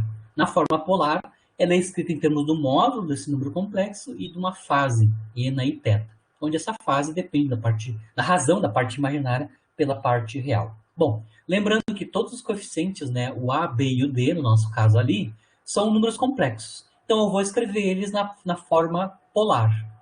Tá? O A e o B, escritos na forma polar, como eu estava dizendo, né, é o módulo desse número complexo, ou seja, módulo de A, módulo de B, e uma fase, que eu vou chamar de θA, θB. θA, θB são, então, as fases associadas na forma polar da representação do número complexo A e do número complexo B, certo? Como o coeficiente de reflexão é 1 e o coeficiente de reflexão é a razão de B quadrado sobre A2, né? Como o R é 1, significa que B sobre A, lembrando que B sobre A, se eu estou representando eles na forma polar, né? B sobre A é a razão dos módulos de B sobre A, módulo de B, módulo de A, multiplicado pela razão, né? Da fase em B e da fase em A, ou seja, E na I, diferença das fases θB, θA. Então, a razão dos coeficientes B sobre A que entram na fórmula do coeficiente de reflexão, que é 1, né? A gente pode escrever ele em termos da representação polar dos dois coeficientes, B e A. Escrito em termos dos seus módulos e das suas fases, tá? Lembrando que B sobre A módulo, né? É 1, né? Lembrando aqui que o coeficiente de reflexão, que é módulo quadrado de B dividido pelo módulo quadrado de A, ou seja, módulo de B sobre módulo de A, é 1. Se o módulo de B é igual a módulo de A, implica isto que a razão B sobre A é apenas a fase, né? E na I, θB menos θA, ou seja, B sobre A basicamente é a E na I alfa, onde alfa é a diferença entre as fases na representação polar dos números complexos A e B. Certo? Então, eu posso mostrar que B sobre A, que entra aqui na representação do coeficiente de reflexão, é apenas uma fase complexa. Né? O que significa? É que os dois números complexos, tanto B quanto A, diferem entre si por uma fase. Tá? O que eu quero dizer com isso? Tá? Eu consigo mostrar que o fato do coeficiente de reflexão ser 1 implica que o coeficiente B é igual ao coeficiente A menos BE na I alfa. Ou seja, eu posso escrever B como sendo A multiplicado por E na I alfa. Certo? Agora eu vou determinar quanto é que é alfa explicitamente. Tá? Alfa, a gente consegue escrever o alfa sabendo corretamente, explicitamente, quanto é que é B sobre A, o coeficiente B sobre A, em termos dos números de onda. Tá? Dos números de onda B. K1 e K2'. Tá? A gente acabou de mostrar ali antes, né? Que o coeficiente B sobre A ele é escrito em termos do número de onda. Tá? É uma razão de dois números complexos, onde os números de onda fazem parte tanto da parte real quanto da parte imaginária desses números complexos. Tá? A parte real basicamente é dada pelo K2', número de onda K2', e a parte imaginária basicamente é dada pelo número de onda K1. Então, também B sobre A é escrito em termos de uma razão de dois números complexos, e esses números complexos que estão tanto no numerador quanto no denominador podem ser escritos na forma polar. Então, o numerador, IK2' menos K1, pode ser escrito na sua forma polar desta maneira, e o denominador, que também é um número complexo, pode ser escrito na forma polar, onde a sua parte real é K1 e a sua parte imaginária é K2'. Tá? Então, o numerador e o denominador da razão B sobre A também pode ser escrito como escritos nas suas formas polares. Tá? Isso significa que o B sobre A pode ser escrito como uma fase única. Lembrando que a tangente inversa é uma função ímpar, né? Então eu posso mexer com o sinal aqui do argumento da arctangente, tá? Eu posso trocar sinal se eu quiser. Então, finalmente, aqui o B sobre A, explicitamente em termos da fase, da representação polar do numerador e do denominador da sua escrita, né? Eu posso escrever B sobre A em termos... lembrando que B sobre A também é ENA e alfa, né? Mas o B sobre A é escrito em termos dos números de onda. Tá? Eu posso mostrar aqui para vocês explicitamente que a B sobre A é escrito em termos dos números de onda, usando a forma polar para o numerador e denominador, aqui em detalhes, em termos do arctangente da razão K2' K1. Certo? Ou seja, eu posso escrever o alfa, que vai me dar a relação entre o coeficiente B e A, e que B vai ser A multiplicado por ENA e alfa, né? O alfa pode ser escrito em termos dos números de onda K2' e K1. Então, aqui eu só estou brincando com as representações polares, tanto do número A, quanto do número do B, quanto da escrita de B sobre A em termos de uma razão de dois números complexos, que eu também estou escrevendo em termos das suas formas polares. Né? Então, feito isso, né, como agora eu já sei quanto é que há alfa escrito em termos de K2' e K1, eu vou reescrever, então, a função φ1, que é a função de onda na região 1. Né? A função φ1 é a onda plana incidente e a onda plana refletida. Os coeficientes da onda incidente e refletida é A e B, mas só que agora a gente aprendeu que no caso da representação polar, né, desses números complexos, B pode ser escrito como A, E na I alfa. Né? B é A, E na I alfa, né? Usando a representação polar do coeficiente B, certo? Muito bem, já está tudo escrito em termos de A e uma fase que é o alfa, né? Onde o alfa a gente consegue escrever em termos dos números de onda, na região 2 e na região 1. Né? Fatoramos A, claro, e vamos fatorar aqui, espertamente, né? Não E na I alfa, mas sim E na I alfa sobre 2, tá? E aí reescrevemos as duas exponenciais complexas, tá? Quando eu fatoro E na I alfa sobre 2, as exponenciais complexas viram essas duas exponenciais complexas, onde o argumento é basicamente o mesmo, a menos da troca de sinal, né?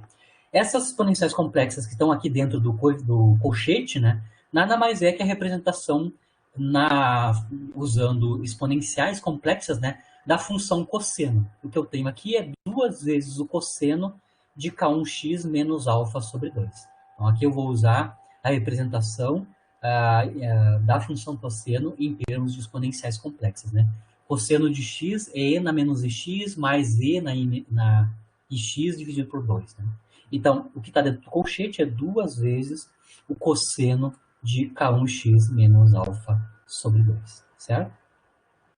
Então, eu consigo escrever a função de onda na região 1 em termos de uma função trigonométrica real e uma fase alfa que depende da razão dos números, do arctangente da razão dos números de onda na região 2 e na região 1, certo? Bom, a φ1 está tranquilo, está tudo escrito em termos do coeficiente único A e de uma função trigonométrica. Agora vamos para a região 2, né? Na região 2, o coeficiente da solução na região 2 é o coeficiente 2, D a menos da exponencial decrescente em x. Né? Agora eu vou escrever, claro, o D em termos de A. Tá? A gente mostrou que D sobre A é 1 mais B sobre A, mas o B sobre A, na forma polar, a gente acabou de mostrar que B sobre A é apenas E na I alfa, né? Como resultado do coeficiente de reflexão ser 1. Tá? Então eu posso reescrever o coeficiente D, que é a normalização da função de onda na região 2, em termos da fase alfa. Tá? Então, D é A1 mais E na I alfa. Né? Aqui eu vou fatorar não E na I alfa, mas como eu fiz no caso anterior ali na região 1, E na I alfa sobre 2. E aí vejo que as exponenciais complexas que sobram, né? Eu tenho essas duas exponenciais complexas. De novo, o que está dentro do parêntese, basicamente é 2 vezes a função cosseno do argumento alfa sobre 2. Né? Então, aqui eu consigo escrever, então, o coeficiente D em termos do coeficiente A e uma fase complexa que é a alfa, que é escrita em termos da arctangente da razão K2' sobre K1 e uma função cosseno dessa mesma fase. Por que eu estou fazendo isso? Agora, como eu sei escrever a função φ1 em termos de A, podemos escrever a função φ2 também em termos de A, né? Pega a D e substitui por isso daqui, né? E aí a gente tem a função de onda completa, tanto na região 1 quanto na região 2, né? Em termos de um único coeficiente, coeficiente a fase complexa alfa, que depende daquela razão, né? Da arctangente da razão K2' sobre K1, e de funções trigonométricas cosseno. Na região 1, o cosseno depende de x, e na região 2, o cosseno é uma constante, né? Uma constante da fase alfa, certo? E a dependência em x, na região 2, é basicamente um decrescimento exponencial, né? Um decrescimento exponencial, certo? Mas eu consigo escrever completamente a função de onda φ na região 1 e na região 2, e em termos de um único coeficiente, que é o coeficiente a menos da fase, né? Explicitamente. Agora, calculamos o módulo quadrado. Aqui, no caso, o módulo quadrado é tranquilo, né? É módulo quadrado de uma função única, né? Nos dois casos, são funções complexas, né? É uma exponencial complexa multiplicada por uma função cosseno real ou uma exponencial real decrescente em x, né? Então, é fácil calcular módulo quadrado de φ usando essas duas soluções de φ, né? Na região 1, eu vou ter, então, 4 vezes módulo quadrado de A, o módulo quadrado de I alfa sobre 2 é 1, né? Cosseno quadrado. E na região 2, mesma coisa, né? Eu vou ter 4 módulo quadrado de A, a exponencial módulo quadrado vai dar 1, cosseno quadrado de alfa sobre 2, a exponencial ao quadrado, né? E na menos 2, K', 2, K2' x. Então, aqui eu tenho escrito a densidade de probabilidade na região 1 e na região 2, nesse caso onde a energia mecânica é menor que a energia potencial, na região 2, né? Que seria uma região classicamente proibida, né? Certo?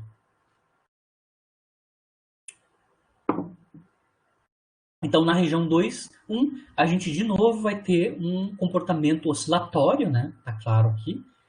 De novo, a função é cossenoidal ao quadrado em x, né? Então, de novo, vou ter uma função periódica, né? Cosseno quadrado. Aqui, neste caso, além de ser periódica, nesse caso, a densidade de probabilidade pode ser nula, né? São os valores de x onde o cosseno quadrado é zero. Ou seja, dependendo do argumento, né? Obviamente, quando o argumento aqui é π sobre 2, né? Ou números inteiros de π sobre 2, o cosseno quadrado vai ser zero e eu posso ter a densidade de probabilidade nula. Então, aqui, além de ser periódica, neste caso aqui, ela pode ter valores zeros, né? Vou ter zeros, né? Nos mínimos da função φ na região 1. Tá? O cosseno pode ser zero. Inclusive, eu posso mapear, né, qual é, a distância em x entre dois mínimos. Né? Os intervalos onde eu tenho dois mínimos, ou seja, dois zeros da densidade de probabilidade, que é o ΔX, né, depende do número de onda com 1. Eu posso mostrar claramente que os dois mínimos contíguos, né, ocorrem para as distâncias em x que valem π sobre K1, onde K1 é o número de onda na região 1, né? Se eu escrever K1 em termos do momento, né? Lembrando que K1 é P1 sobre H cortado, né? É P1 sobre H cortado, eu consigo mostrar explicitamente que a região, no ΔX, né? A diferença de posição entre dois mínimos, né? Da densidade de probabilidade contíguos, basicamente a metade do número de onda de de da partícula, né? Porque H sobre P1 basicamente é o inverso do número de onda de de Broglie da partícula, né? Tá? Então, o ΔX, que corresponde à localização de dois mínimos, tem a ver com a metade do número do comprimento de onda de Broglie da partícula, né? Que está entrando nessa região 2, que é classicamente proibida, né? Então, aqui, necessariamente, eu vou ter, vocês conseguem ver, aqui, apesar da região 2 ser classicamente proibida, a gente mostrou aqui explicitamente que a densidade de probabilidade na região 2 não é zero, tá? Eu tenho uma probabilidade não nula, mas, claro, decrescente exponencialmente, né? De encontrar partícula na região 2, tá? Então, botando o x aqui, eu tenho um decrescimento exponencial da probabilidade de encontrar partícula na região 2. Lembrando que a partícula pode entrar na região 2, mas ela tem que voltar, né? Porque o nosso coeficiente de transmissão é identicamente nulo, né? O coeficiente de transmissão é zero, tá? Então, mesmo se a partícula entrar, ou seja, se ela for transmitida um pouquinho lá para dentro ou seja, se ela for localizada dentro da região 2 por um determinado tempo, depois do tempo transcorrer bastante, ela vai ter que voltar, porque o coeficiente de transmissão é identicamente nulo, né? Mas eu posso ter probabilidade não nula de encontrar partícula na região 2, e essa probabilidade decai exponencialmente na forma e na menos 2 K2'x. Tá? Então, aqui é a novidade em mecânica quântica, a gente tem probabilidade não nula de encontrar uma partícula numa região proibida classicamente.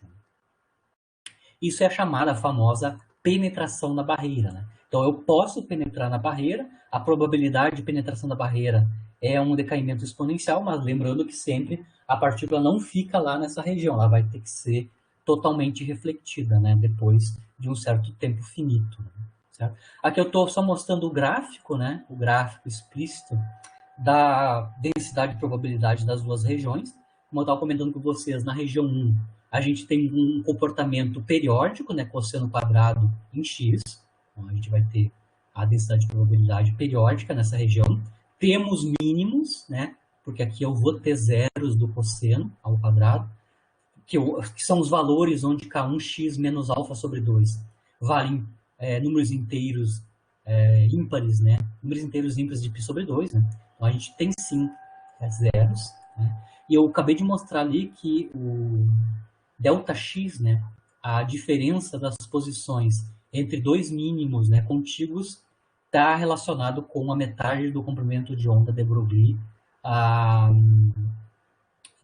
da partícula livre, né, H sobre P1 é o comprimento de onda de Broglie da partícula incidente, né, na região 1, certo?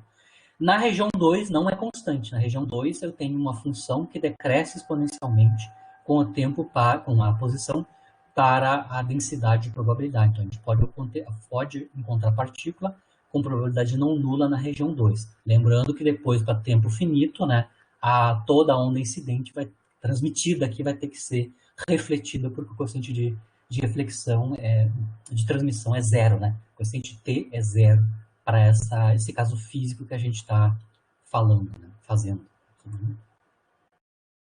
Então, aqui a gente tem o fenômeno da penetração da barreira, que é um fenômeno não clássico, né? Na física clássica, o x igual a zero é uma parede, né, de potencial, ou seja, um ponto de retorno, e a partícula não pode se desenvolver movimento à direita da origem, né? Certo? Lembrando que o efeito, né, de encontrar partícula ali do lado direito não quer dizer que ela seja inconsistente com o coeficiente de transmissão zero, né? A gente tem 100% de probabilidade de toda a onda incidente ser refletida e nenhuma transmitida, né? 0% de transmissão. No ponto de vista, é novidade comparado com o clássico, mas esses fenômenos, né, de transmissão numa barreira ocorre para ondas eletromagnéticas, por exemplo. Tá? Isso acontece, por exemplo, do ponto de vista de onda clássica, né, quando uma onda está penetrando numa interface onde a gente tem índices de refração diferentes, né? Então, se eu tenho uma onda luminosa incidindo num meio de índices de refração maior para outro com índice de refração menor, né? A gente tem esse fenômeno que a gente viu, né? Uma parte sendo transmitida, né? E uma parte tendo desenvolvimento dentro da região 2, né? Tá? Esse fenômeno para a onda clássica, né? Ondas eletromagnéticas clássicas, né? Ótica, né? São chamadas ondas evanescentes, né? As ondas evanescentes seriam análogo em ótica, né? Deste caso que a gente viu aqui onde a gente está descrevendo a partícula por ondas planas na região 1 e por uma onda real, né, uma função de onda real decrescente em x na região 2. Né? São as famosas ondas evanescentes. Né? A gente tem uma onda de luz incidente, a gente tem essa relação entre os índices de refração, né, passando do índice de refração maior para menor, né?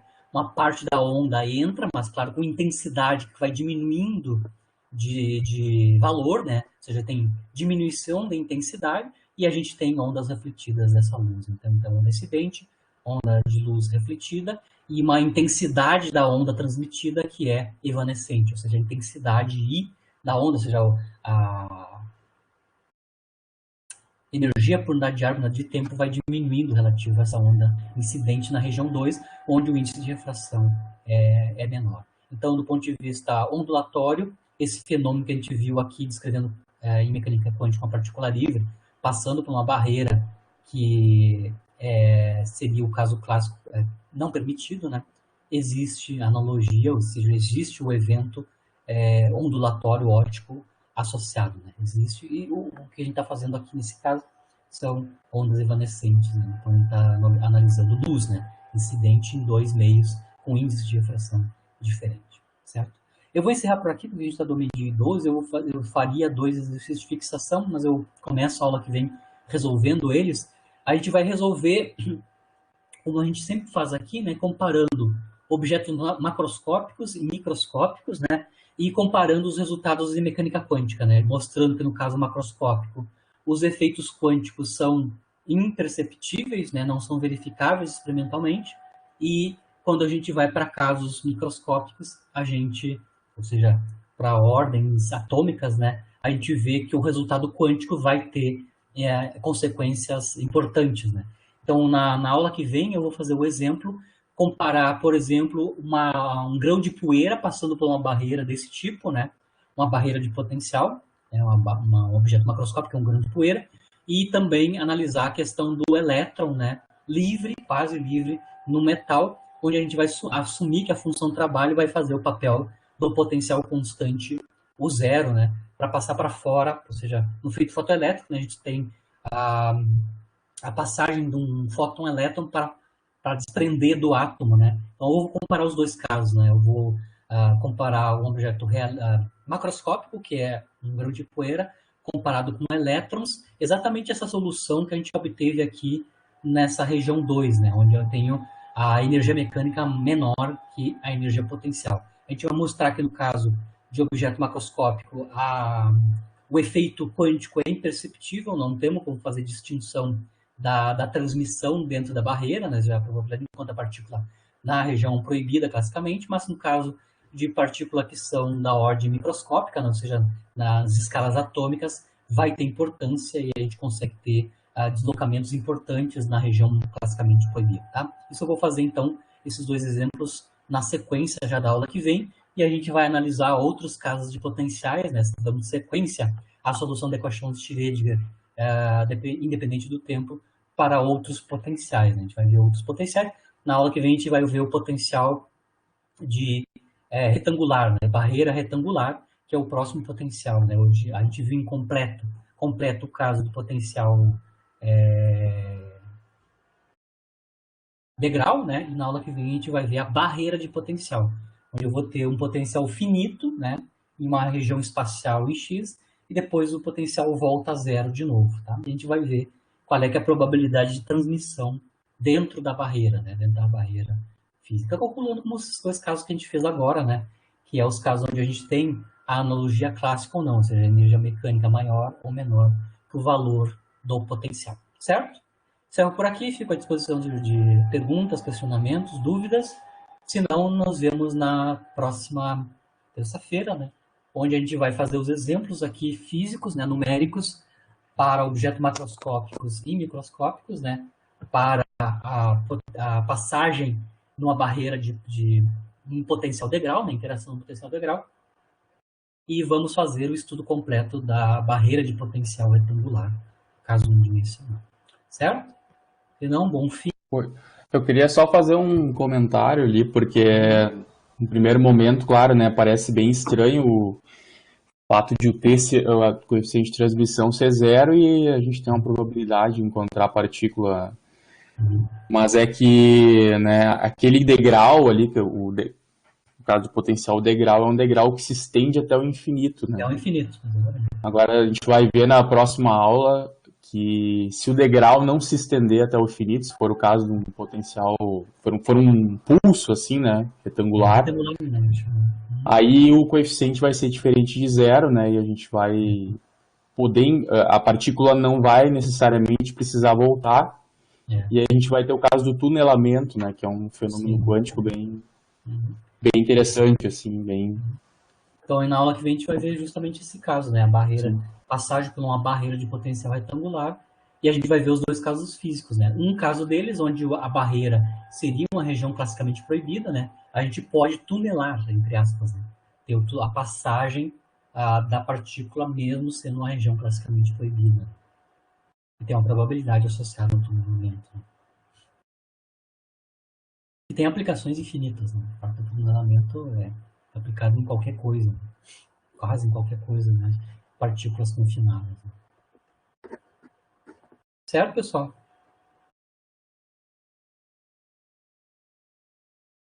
Certinho. Então, bom fim. Se vocês têm alguma outra dúvida, pode mandar por e-mail, pelo próprio Moodle. Né? Já está disponível o PDF da aula. Assim que ficar pronto a gravação, a gente já disponibiliza. Né? Nos vemos na terça. Vamos ver o efeito tunelamento na aula que vem. Né? Abraços, bom fim, bom descanso. Eu tô falando besteira, né? A gente vai se encontrar quinta, né? Tô tão perdido. Quinta-feira nós temos aula de novo, não é fim de semana, né? É até a próxima quinta, né? Até a próxima aula. Eu tô achando que hoje é quinta, não, hoje é terça. Né? na próxima terça, na próxima quinta agora, na semana ainda, nós vamos ver o potencial barreira de potencial retangular. Eu tô tão cansado que eu fico confundindo. Hoje é terça, né? Nós estamos lá na quinta. Tá? Então não é bom fim de não, né? Boa semana. Boa semana. Nos vemos. Como é que é? Wishful thinking, né? Eu quero que seja final de semana, não é. Eu queria que fosse, né? Eu queria que fosse final de semana. Certo? Tchau, tchau.